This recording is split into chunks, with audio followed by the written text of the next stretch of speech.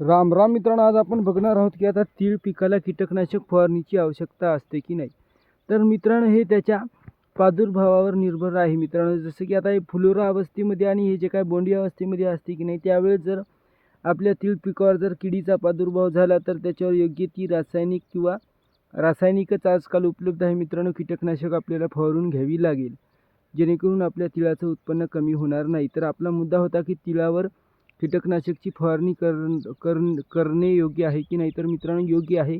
तिळालाही कीटकनाशक फवारणीची आवश्यकता असतेच मित्रांनो, गरजेनुसार.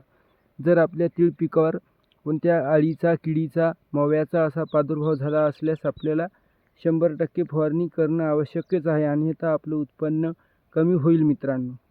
आणि खास विशेष म्हणजे बोंडी अवस्था आणि फुल अवस्थेमध्ये आपल्याला विशेष काळजी घ्यावी लागणार आहे मित्रांनो, जेणेकरून उत्पन्नामध्ये घट होणार नाही. Like, subscribe. भेटूया पुन्हा एकदा.